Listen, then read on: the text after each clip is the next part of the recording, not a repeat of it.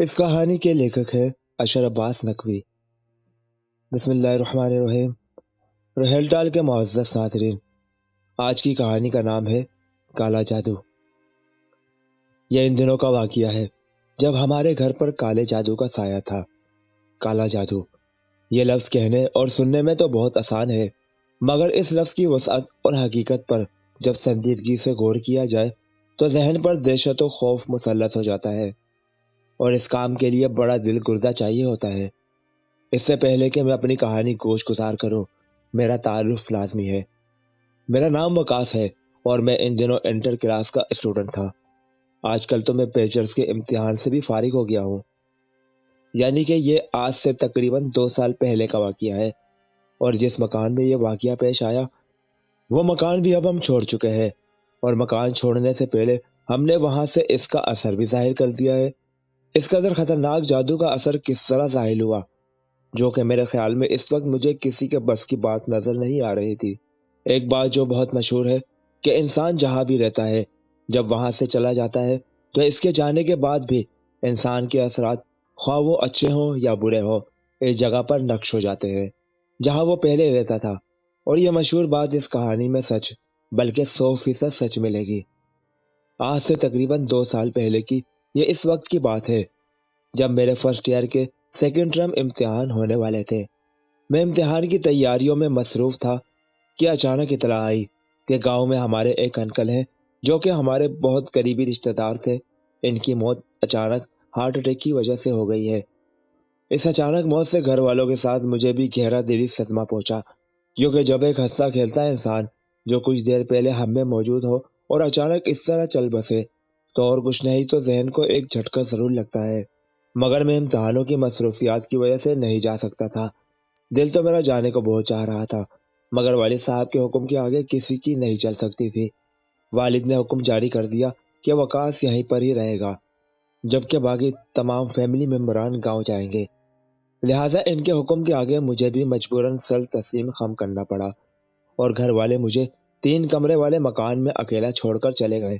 ان دنوں ہمارے گھر پر ویسے ہی پریشانیوں نے ڈیرے ڈال رکھے تھے اور ہمارا ستارہ گردش میں آیا ہوا تھا۔ ان دنوں گھر میں کچھ چھوٹے موٹے واقعات اچانک ہی ہونا شروع ہو گئے تھے۔ کبھی رات کو مجھے ہوا میں دھواں اڑتا نظر آتا اور اچانک غائب ہو جاتا، کبھی گھر میں سے کوئی چیز غائب ہو جاتی، ہم پورا گھر چھان مارتے اور وہ چیز ہمیں بعد میں اسی جگہ پڑی ہوئی ملتی جہاں پہلے رکھی ہوئی تھی۔ کبھی رات کو مجھے کوئی میرا نام لے کر بلاتا اور کافی دیر تک بلاتا ہی رہتا، اور جب میں بیدار ہوتا تو ارد گرد کچھ بھی نہیں ہوتا تھا۔ پرسوں رات بھی میرے ساتھ اسی طرح کا واقعہ پیش آیا تھا۔ ہوا کچھ یوں کہ میں رات کو پانی پینے کے لیے اٹھا تو میں نے دیکھا کہ بیٹھک کے دروازے میں میرا بھائی پانی کا جگ لے کر پانی پی رہا ہے۔ خیر، میں نے کولر سے پانی پیا اور واپس اپنے بستر کی طرف پلٹا جو میں عموماً برآمدے میں بچھاتا تھا۔ ابھی میں پلٹا ہی تھا کہ میری نظر امی ابو کے کمرے کی طرف اٹھی، اور یہ دیکھ کر میرے ہوش اڑ گئے کہ میرا بھائی تو مزے سے پڑا خراٹے لے رہا ہے، اور بیٹھک کے دروازے میں ابھی بھی وہ میرے بھائی کا ہم شکل دوسری طرف پشت کیے پانی پی رہا ہے، اور دفعتاً اچانک وہ وہاں سے غائب ہو گیا۔ یہ تمام مناظر دیکھ کر میرے جسم سے پسینہ خارج ہونا شروع ہو گیا۔ وہ میری زندگی کی واحد رات تھی جب میں پوری رات ڈر کے مارے سو نہ سکا، اور صبح میری آنکھیں سوج کر سرخ ہو گئی۔ یہ تمام واقعات بیان کرنے کا مقصد صرف یہ بتانا ہے کہ اس وقت یہ جادو ہمارے گھر پر مسلط تھا۔ گھر والے مجھے اکیلا چھوڑ کر گاؤں جا چکے تھے۔ ابھی صبح کے تقریباً 10 بجے کا وقت ہوگا۔ میں گھر میں اکیلا تھا، اور شام تک میں نے ادھر ادھر گھوم کر اور پڑھائی کر کے اپنا وقت گزار ہی لیا۔ کھانا کھانے کا تو مسئلہ ہی نہیں تھا، ایک دوست کے گھر میں نے زبردستی گھس کر کھانا کھا لیا تھا۔ میری ایک عادت یہ بھی ہے کہ اگر گھر میں کوئی نہ ہو تو کسی ایک اعتبار کرنے والے دوست کو اپنے ساتھ ضرور ٹھہراتا ہوں۔ اس طرح بندہ بور ہونے سے بچ جاتا ہے، اور صبح دونوں میں سے کوئی ایک جلدی جاگ کر دوسرے کو جگا بھی دیتا ہے۔ مگر اس دن بدقسمتی سے میرے کسی بھی دوست کو گھر سے اجازت نہیں مل سکی اور میں اکیلا ہی رہ گیا۔ رات کے تقریباً 9 بجے تھے جب میں باہر سے گھر واپس آیا۔ میں کچھ دیر تو ٹی وی دیکھتا رہا اور پھر سونے کی تیاری کرنے لگا۔ اندرونی کمرے کی لائٹ میں نے بجھا دی، جبکہ صرف برآمدے کی لائٹ کو جلنے دیا۔ میں کچن سے پانی پی کر واپس آ رہا تھا کہ اچانک مجھے اپنے سامنے موجود چادر میں کچھ ہلچل سی محسوس ہوئی، یہ چادر تار کے اوپر لٹکی ہوئی تھی۔ یوں محسوس ہوتا تھا جیسے اس کے اندر کوئی چوہا گھس گیا ہو، اور پھر ایک لمحے بعد ہی چادر کو دیکھا تو وہ بالکل ساخت ہو گئی تھی۔ خیر میں اپنے کمرے میں آیا اور آ کر لیٹ گیا۔ سونے کی میں ویسے ہی کوشش کرتا رہا، مگر نیند تھی کہ آنے کا نام ہی نہیں لے رہی تھی، اور میں بستر پر پڑا کروٹیں ہی بدلتا رہا، اور آخر کافی دیر بعد میں نیند کی آغوش میں چلا گیا۔ رات کا نہ جانے کون سا پہر ہوگا کہ میری اچانک آنکھ کھل گئی۔ مجھے بہت سخت پیاس محسوس ہو رہی تھی۔ جب میں جاگا مجھے اچھی طرح یاد ہے کہ میں کمرے میں پلنگ کے اوپر لیٹا تھا، مگر اس وقت میں برآمدے میں موجود چارپائی پر پڑا ہوا تھا اور بالکل سیدھے لیٹا ہوا تھا۔ میں نے اٹھنے کی کوشش کی تو ناکام رہا۔ مجھے اپنے سینے پر بہت زیادہ وزن محسوس ہو رہا تھا، جیسے آٹے کا پورا تھیلا میرے اوپر کسی نے لا کر رکھ دیا ہو۔ میں نے بولنے کی کوشش کی تو تب بھی ناکام رہا۔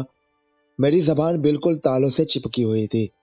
میں تو بہت گھبرا گیا کہ یہ کیا ہو رہا ہے، کہ اچانک وہی چادر جو رات میں نے ہلتے ہوئے دیکھی تھی، اس میں کچھ ہلچل سی پیدا ہوئی اور اچانک معدوم ہو گئی۔ برآمدے کا بلب خود بخود بجھ گیا اور پھر اچانک جل گیا، اور پھر تو ایک سلسلہ ہی شروع ہو گیا۔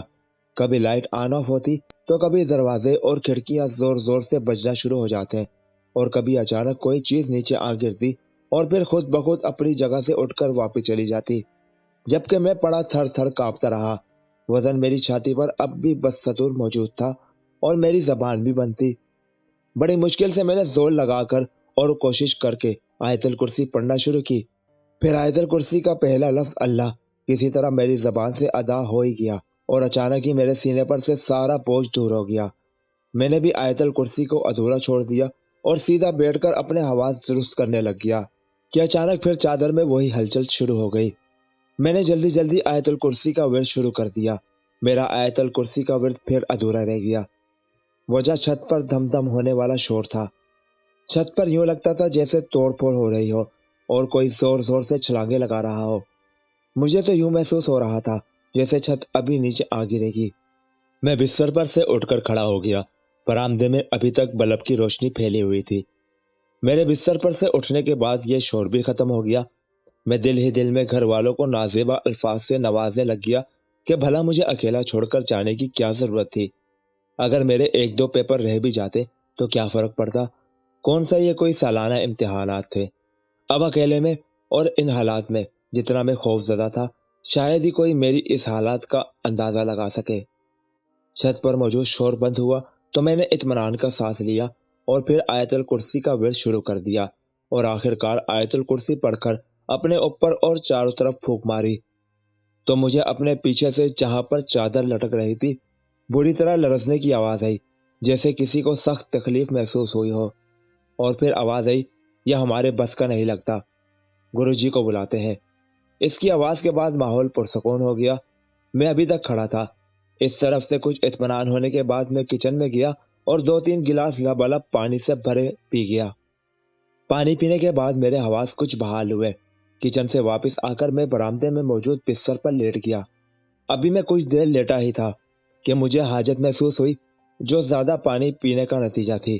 نہ چاہتے ہوئے بھی مجھے اٹھنا پڑا کیونکہ یہ کام اب میرے بس سے باہر ہو گیا تھا۔ میں ٹوائلٹ گیا اور واپسی پر میرے اس عمل کا نتیجہ یہ نکلا، یعنی آیت الکرسی کا اثر ختم ہو گیا، جو اس وقت مجھے محسوس نہ ہو سکا۔ میں بستر پر آیا اور آ کر لیٹ گیا۔ میرے لیٹنے کے بعد کچھ ہلچل نہ ہوئی اور میں کچھ دیر جاگتے رہنے کے بعد سو گیا۔ اس وقت رات کے تقریباً 1 بجے کا وقت ہوگا۔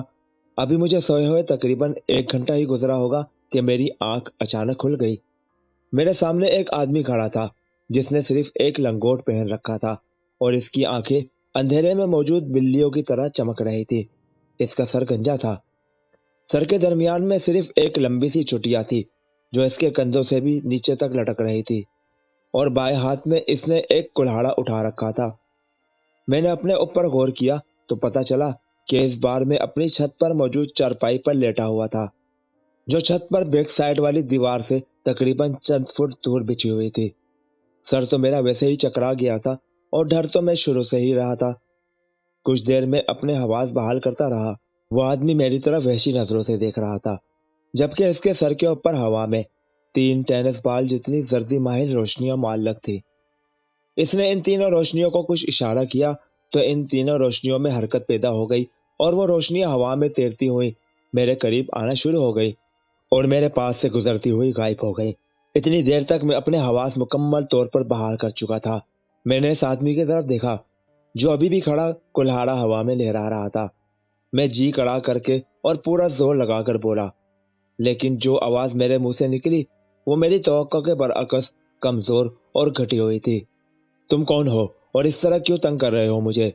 میرے پوچھنے پر جس کے جواب میں وہ آدمی بلند آواز سے کہکے لگانے لگ گیا۔ اتنے بلند اور زوردار کہکے تھے اس کے کہ پورا محلہ گونج اٹھا، مگر حیرت اس بات پر تھی کہ لوگ چھتوں پر سکون سے بدستور سو رہے تھے اور کسی کی نیند میں ذرا سا خلل بھی نہ پڑا، ورنہ اس کی آواز کو سننے کے بعد تو قبر سے مردوں نے بھی باہر آ جانا تھا۔ اسی طرح کہکے لگاتے لگاتے وہ ایک دم سنجیدہ ہو گیا اور گونجدار آواز میں بولا، بالک، آج میرا ارادہ تیرا خون پینے کا تھا، مگر جانے کیسے تو بچ گیا، اور جو تو نے گلے میں پہنا ہے مجھے دے دے، میں تجھے کچھ بھی نہیں کہوں گا، ورنہ دوسری صورت میں تیرا نقصان زیادہ ہے، چل جلدی کر۔ یہ سن کر مجھے اپنے گلے میں موجود تعویذوں کا خیال آیا جو میں نے پہن رکھے تھے۔ یہ تعویذ جو وقتاً فوقتاً پڑھائی میں دل لگانے، رات کو سونے میں ڈرنے، بیماریوں سے نجات اور بہت سی دوسری چیزوں سے معلق تھے، اور ان تعویذوں سے اب مجھے بھی کچھ ڈھارس محسوس ہوئی کہ ان کے ہوتے ہوئے اب یہ میرا کچھ نہیں بگاڑ سکے گا۔ میں نے بھی کچھ شغل لگانے کی غرض سے ایک تعویذ کو گلے سے اتارا اور یوں ظاہر کیا جیسے یہ میں اسے اتار کر دینے لگا ہوں، اور گلے سے اتار کر میں نے ہاتھ میں لے لیا۔ مجھے اس طرح تعویذ اتارتے دیکھ کر وہ بہت خوش نظر آیا، مگر جب میں نے تعویذ اپنے ہی ہاتھ میں پکڑے رکھا تو وہ بولا، مگر میں خاموش رہا تو میری خاموشی اس پر آگ کی جلتی ہوئی چنگاری ثابت ہوئی، اور وہ غصے سے بھڑک اٹھا اور بولا، تو لگتا ہے اس طرح نہیں مانے گا، تو کیا سمجھتا ہے کہ یہ تجھے بچا لے گا؟ اگر یہ بات ہے تو یہ لے۔ اس آدمی نے منہ ہی منہ میں کچھ پڑا اور میری طرف اپنے ہاتھ کو جھٹکا دیا تو مسلسل چنگاریاں اس کے ہاتھ سے نکل کر میری طرف بڑھنے لگی۔ یہ دیکھ کر میں حواس باختہ ہو گیا۔ اب میرے پاس کوئی بچاؤ کا راستہ نہیں تھا سوائے اللہ کو یاد کرنے اور پھر ہاتھ میں پکڑے تعویذ کے، جس میں یقیناً اللہ کے نام یا پھر قرآنی آیات ہوں گی۔ بے شمار چنگاریاں میرے قریب پہنچنے سے پہلے ہی غائب ہو گئی۔ یہ دیکھ کر اس کی حیرت بڑھ گئی اور غصے سے اس کا برا حال تھا، اور میں سمجھ چکا تھا کہ بس میری زندگی کی یہ آخری رات ہے۔ جو میری حالت اس وقت تھی وہ بیان سے باہر تھی، مانو کاٹھوں سے جسم میں خون نہیں، حلق خشک اور رگوں میں خون مجمد ہو گیا تھا۔ یقیناً وہ کوئی غیبی طاقت تھی جو میری مدد کر رہی تھی، ورنہ اس حالت میں ضرور اب تک مجھے ہارٹ اٹیک ہو چکا ہوتا۔ میں اپنی جگہ پتھر کا بت بنا کھڑا تھا، جسم کا ہر حصہ بالکل ساخت تھا، اور صرف میری دونوں آنکھیں جو کہ اس خوفناک آدمی پر جمی ہوئی ٹکر ٹکر اسے دیکھ رہی تھی۔ اس نے جلدی سے پھر میری طرف ایک زبردست پھونک ماری تو میرا جسم جیسے سن ہو گیا۔ اب مجھے محسوس ہی نہیں ہو رہا تھا کہ میرا کوئی جسم بھی ہے۔ مجھے اس طرح بے بس دیکھ کر اس نے ایک مکروا اور شیطانی کہکا بلند کیا اور پھر چلتا ہوا میرے قریب آ ہی رہا تھا کہ اس کے قریب ہی اچانک ایک دھماکے کی آواز آئی اور وہ غائب ہو گیا۔ جیسے سوڈا بوتل کھلنے کا پٹاخہ بجتا ہے ویسا ہی پٹاخہ بجا اور وہ غائب ہو گیا، اور فضا میں آواز بلند ہوئی، اللہ اکبر، اللہ اکبر، یعنی اذان شروع ہو گئی تھی، اور اس کے ساتھ ہی میری حالت بھی ٹھیک ہو گئی۔ میں اس وقت سینے میں شرابور اور بدحواس ہو چکا تھا اور میرا سانس پھولا ہوا تھا۔ میں چھت پر موجود چارپائی پر گر گیا اور اپنے سانس اور حواس بحال کرنے لگا۔ خوف و دہشت سے اس وقت میرا برا حال تھا، جبکہ فضا اس وقت مختلف مساجد میں ہونے والی اذانوں کی صدا سے گونج رہی تھی۔ میں کافی دیر تک چھت پر موجود چارپائی پر لیٹا رہا اور اپنے حواس بحال کرتا رہا، اتنی دیر تک کہ اذانوں کی آواز بھی ختم ہو گئی اور مساجد میں نماز بھی شروع ہو گئی۔ میں کافی دیر تک یوں ہی لیٹا رہا حتیٰ کہ صبح کا اجالا پھیلنے لگا، پر یہ تمام واقعات مجھے اب ایک بھیانک خواب کی طرح محسوس ہو رہے تھے۔ یوں لگتا تھا جیسے میں چھت پر ہی سو گیا تھا اور کوئی بھیانک خواب دیکھا تھا، لیکن جس نے اس بات کی تصدیق کر دی کہ یہ خواب نہیں حقیقت تھا، کیونکہ آخری وقت میں خوف سے میرے ہاتھ سے چھوٹ کر تعویذ نیچے گر گیا تھا۔ میں نے تعویذ کو اٹھایا اور اس پر بھوسا دے کر اپنے گلے میں پہن لیا۔ ابھی تک صرف صبح کا اجالا پھیلا تھا، سورج طلوع نہیں ہوا تھا، یعنی ابھی بھی نماز کا وقت باقی تھا۔ میں جلدی سے اٹھا اور تھکے تھکے قدموں سے نیچے آ کر وضو کیا اور جائے نماز لے کر چھت پر آ گیا اور خدا کے حضور سجدہ ذیل ہو گیا اور اپنی غلطی کی معافی مانگی، کیونکہ اپنے اوپر مشکل وقت نے مجھے اتنا بدحواس کر دیا تھا کہ میں خدا کو بھی یاد نہ کر سکا تھا۔ کافی دیر تک میں دعا مانگتا رہا اور اپنی غلطی پر ندامت کا اظہار کرتا رہا، حتیٰ کہ سورج نکل آیا۔ میں نے جلدی سے جائے نماز کو سمیٹا اور نیچے آ گیا۔ رات کو جاگنے سے میری آنکھیں سوجی ہوئی تھی، لیکن اب میرا سونے کو بالکل بھی دل نہیں چاہ رہا تھا۔ نیچے برآمدے میں موجود اس تار پر لٹکتی رنگدار چادر کو دیکھ کر مجھے جھرجھری سی آ گئی، جس میں رات کو ارتعاش پیدا ہوا تھا۔ میں جائے نماز رکھ کر برآمدے میں واپس آیا تو اس چادر کے اوپر مجھے 3 تیتر نظر آئے، جو میرے وہاں آتے ہی غائب ہو گئے اور تار پھر ہلنے لگ گئی۔ یعنی ابھی بھی کچھ یہاں پر موجود ہے، مگر اب کی بار میں نے غلطی نہیں کی اور جلدی سے آیت الکرسی پڑھ کر اپنے اوپر چاروں طرف پھونک مار دی۔ اس کے بعد پھر کچھ نہیں ہوا۔ اس وقت صبح کے تقریباً 5:30 بج چکے تھے۔ میں اندر کمرے میں آ کر لیٹ گیا، مگر سویا نہیں، کیونکہ اب میں ناشتہ کر کے پھر سونے کا پروگرام بنا رہا تھا اور تندور کھلنے کا انتظار کرنے کی گھر سے آ کر لیٹا، جو صبح 6 بجے کھلتا تھا۔ آخر کار 6 بھی بج گئے اور میں تقریباً 6:15 بجے روٹیاں لینے کے لیے تندور کی طرف چل پڑا۔ باہر گلی اس وقت سنسان پڑی تھی، صرف ہمارے گھر کے سامنے والے مولوی صاحب، جنہوں نے گھر کے نیچے دکان کھول رکھی تھی، وہ دکان کا شٹر اوپر اٹھا رہے تھے۔ گزرتے ہوئے میں نے انہیں سلام کیا اور آگے تندور کی طرف بڑھ گیا۔ تندور گلی کے اختتام پر ایک سائٹ پر تھا۔ میں جب تندور پر پہنچا تو بھولا پہلوان، جس کا یہ تندور تھا، ایک آدمی سے بحث کرنے میں مصروف تھا۔ میں جب وہاں پہنچا تو بھولا پہلوان اس آدمی کو برا بھلا کہہ رہا تھا اور گالی گلوچ میں لگا ہوا تھا۔ اس آدمی کو میں نے غور سے دیکھا تو وہ آدمی مجھے کافی معمر نظر آیا، جس کی عمر تقریباً 60-70 سے تجاوز کر چکی تھی، اور اس نے ہاتھ میں چھڑی اٹھا رکھی تھی اور آنکھوں پر اینک لگی ہوئی تھی۔ میری بھولے استاد سے اچھی واقفیت تھی۔ میں بولا، استاد جی، صبح سویرے کوئی اللہ رسول کا نام ہوتا ہے، پر آپ نے کیا شروع کر رکھا ہے؟ اب بھولے استاد کی توجہ اس بوڑھے سے ہٹ گئی اور وہ روٹیاں والی سلاخ سے روٹیاں نکالتے ہوئے بولا، یار دیکھو، صبح سویرے پتہ نہیں کہاں سے منہ اٹھا کر آ جاتے ہیں، پیسے ہیں نہیں ان کے پاس، اور مجھ سے اس نے 2 روٹیاں لگوا لی ہیں۔ میں نے اس بوڑھے شخص کی طرف دیکھا جو مسکین صورت بنائے خاموش کھڑا تھا، اور اس کی آنکھوں میں دیکھنے پر مجھے نظر آیا کہ اس کی آنکھیں بھی تر ہو چکی تھی۔ مجھے اس لمحے اس بزرگ پر بہت رحم آیا اور میں بولا، تو آخر حرجی کیا ہے؟ روزانہ تم ہزاروں کماتے ہو، اگر 4 روپے کی روٹی دے دو گے تو کیا فرق پڑ جائے گا؟ بابا غریب دعائیں ہی دے گا تمہیں۔ میری بات سن کر بولا استاد مزید غصے میں آ گیا اور بولا، یار وقاص، اگر آج میں اسے اس طرح روٹیاں دے دوں گا تو یہ کل پھر آ جائے گا، اور روز روز کا ہم نے کوئی ٹھیکہ تو نہیں اٹھا رکھا۔ پھر میں بولا، چھوڑو یار، مجھے تم سے یہ امید نہیں تھی۔ اچھا تم میرے لیے 2 پراٹھے لگا دو اور بابا جی کی روٹیوں کے پیسے میں تمہیں دے دیتا ہوں۔ میں نے جیب سے پیسے نکال کر بھولے استاد کے حوالے کر دیے۔ پھر اس نے پراٹھوں کی طرف اشارہ کیا، جہاں سے میں نے 2 پراٹھے اور 2 روٹیاں اٹھا لی۔ روٹیاں میں نے بابا جی کو دے دی اور اپنے پراٹھے لے کر تندور سے باہر آ گیا۔ ابھی میں گلی میں مڑا ہی تھا کہ مجھے پیچھے سے کسی نے آواز دی، ٹھہرو۔ میں نے پیچھے مڑ کر دیکھا تو وہی بابا جی کھڑے تھے۔ میں کھڑا ہو گیا۔ بابا جی چھڑی کو ٹیکتے ہوئے میرے پاس آئے اور بولے، بیٹا برا نہ مانو تو ایک بات کہوں؟ میں بولا، جی ضرور کہیے۔ وہ پھر بولے، بیٹا روٹی تو تم نے مجھے دے دی، ایک مہربانی اور کر دو۔ بیٹا یہ روٹی تو ہے مگر سالن نہیں ہے، اور سالن کے بغیر میں روٹی کھا نہیں سکتا۔ اس سمے مجھے بھولے استاد کی بات ہی صحیح نظر آئی کہ کسی کو انگلی پکڑاؤ تو وہ پورا ہاتھ ہی پکڑ لیتا ہے۔ بابا جی کو میں نے روٹی لے کر دی تو وہ اب مجھ سے سالن بھی مانگ رہے تھے، مگر خیر میں بولا، چلیے میرے ساتھ، سالن تو گھر میں ہی ملے گا، اور میں بابا جی کو ساتھ لے کر گھر کی طرف چل پڑا۔ گھر کے دروازے پر پہنچ کر مجھے پھر جھرجھری سی آ گئی۔ میرے ذہن میں رات والے واقعات آ گئے۔ میں نے سوچا کہ اکیلا بیٹھ کر ناشتہ کرنے سے بہتر ہے کہ بابا جی کو ساتھ ہی اندر بلا لوں۔ میں نے دروازہ کھول کر بابا جی کو اندر آنے کا اشارہ کیا اور گفتگو شروع کرنے کی گھر سے بولا، بابا جی آپ کہاں رہتے ہیں؟ شکل سے تو آپ بالکل بھی ایسے نظر نہیں آتے، کوئی مسئلہ وغیرہ تو نہیں ہے؟ ان کی آنکھوں میں آنسو آ گئے اور وہ وہیں سیڑھیوں کے نیچے کھڑے ہو گئے اور بولے، بس بیٹا کیا پوچھتے ہو، میں فلاں جگہ رہتا ہوں۔ رات کو میرے بیٹے اور بہو دونوں نے مل کر مجھے گھر سے نکال دیا۔ میری بہو اب چاہتی ہے کہ یہ گھر میں بیچ دوں اور سارا پیسہ اس کے بھائی کو دے دوں جو کوئی کاروبار شروع کرنا چاہتا ہے، مگر تم نہیں جانتے بیٹا کہ پوری عمر میں نے بڑی محنت کر کے یہ گھر بنایا تھا، اور اب میں اسے اس طرح لٹا دوں؟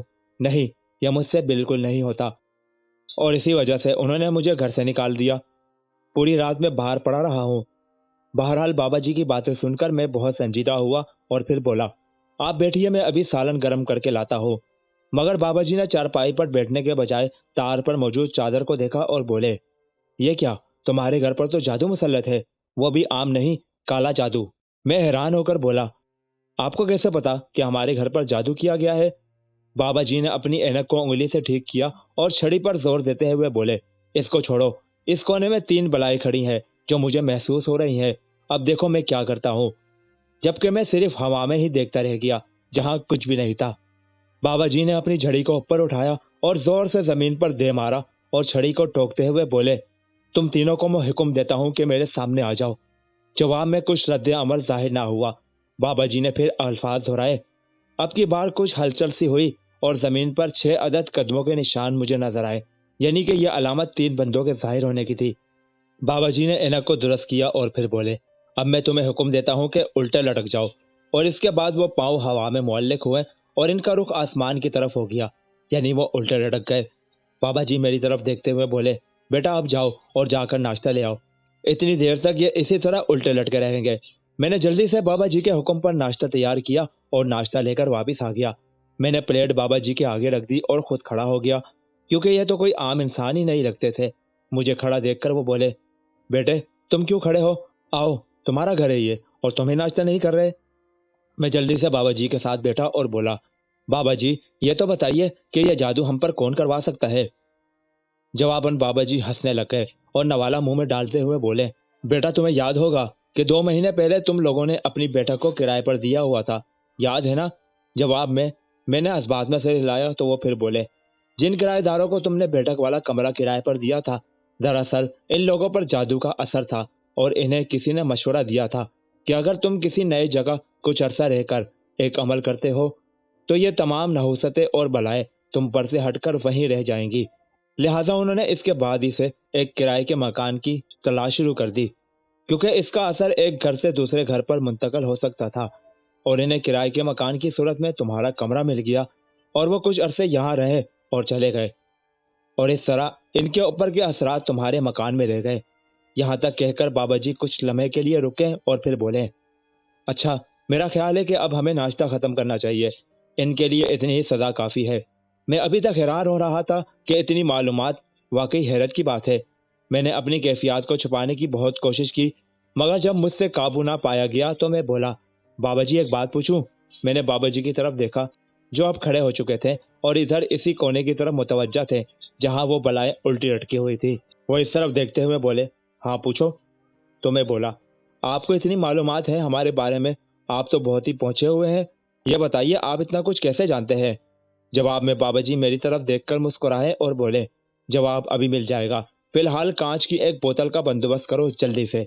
میں جلدی سے کچن میں گیا اور فریج کھول کر پانی کی ایک بوتل نکالی اور سارا پانی میں نے بیسن میں بہا دیا اور بوتل کو فوراً باہر لے آیا۔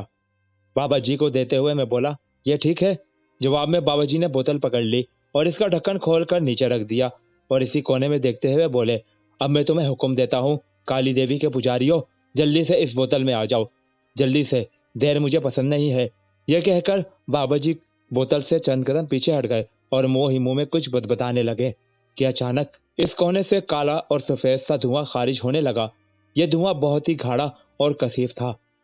پھر آہستہ آہستہ اس دھوئیں نے آپس میں ملنا شروع کیا اور ایک لکیر کی صورت میں دھواں بوتل کے اندر داخل ہونے لگا اور تھوڑی ہی دیر میں یہ بوتل میں داخل ہو کر ختم ہو چکا تھا۔ بابا جی نے آگے بڑھ کر اطمینان سے بوتل کو اٹھایا اور ڈھکن سے بوتل کا منہ بند کر دیا، پھر میری طرف دیکھتے ہوئے بولے، بچہ تیرے گھر سے اب جادو ٹل چکا ہے، تو نے پوچھا تھا کہ مجھے اتنی معلومات کہاں سے آئی، تو سن، جس گرو نے یہ عمل کروایا تھا، رات کو وہ گرو تمہارے گھر آیا تھا، یاد ہے نا؟ اور رات کو تم بے بس ہو گئے تھے، تم ڈر، خوف اور دہشت سے لرز رہے تھے اور اپنے بچاؤ کے لیے کچھ کر نہیں سکتے تھے، تو اس گرو کو تمہارے اوپر رحم آ گیا، کیونکہ ان حالات میں تمہارا کوئی قصور نہیں تھا، اس کے تو صرف بیر اس گھر میں تھے جن کو وہ لینے آیا تھا۔ تم ویسے ہی جاگ گئے، مگر اس وقت تمہارا جاگنا اس کو بالکل بھی پسند نہیں آیا تھا اور وہ تمہارا دشمن ہو گیا، مگر اسے خود ہی تم پر رحم آ گیا۔ اور اب تم یہ بھی کہو گے کہ یہ بات مجھے کس طرح معلوم ہوئی، تو سنو، جو گرو کسی پر کالا جادو کرے گا اور اس کے بیر جہاں پر اپنی ڈیوٹی سر انجام دے رہے ہوں گے، تو یہ ساری معلومات اسے نہیں تو اور کسے ہو سکتی ہے؟ یہ کہہ کر بابا جی زور زور سے کہکے لگانے لگ گئے اور اچانک ان کی شکل تبدیل ہونے لگ گئی۔ اب میرے سامنے گرو کھڑا تھا، وہی رات والا آدمی۔ وہ زور زور سے کہکے لگا رہا تھا اور پھر بولا، بے وقوف، جو گرو یہ سب کرے گا تو وہ کیا یہ سب جانتا نہیں ہوگا؟ اب میں اپنے بیل لے کر جا رہا ہوں، اور صرف اس لیے کہ مجھے تم پر رحم آیا۔ جا بچہ، اب تو موج کر، میں تو جا رہا ہوں۔ یہ کہہ کر وہ آدمی خاموش ہوا اور اچانک غائب ہو گیا، جبکہ میں ساکت بت بنا کھڑا ہوا یہ سب کچھ دیکھتا اور سنتا رہا۔ اس کے غائب ہوتے ہی جیسے میرا سکتہ ٹوٹا تو میں نے فوراً اللہ تعالیٰ کا شکر ادا کیا۔ اس وقت بھی میں ان واقعات کی وجہ سے ایک طرح سے خوف کے زیر اثر تھا۔ پھر چند لمحے بعد جب میرے حواس ذرا بحال ہوئے تو میں برتن سمیٹ کر تھکے تھکے قدموں سے کچن کی طرف چل پڑا۔ یہ تھی آج کی پراسرار اور جادو بھری کہانی۔ کیسی لگی کامنٹس میں ضرور بتائیے گا۔ کسی اور کہانی کے ساتھ ملاقات ہوگی۔ اللہ حافظ۔ پاکستان زندہ باد۔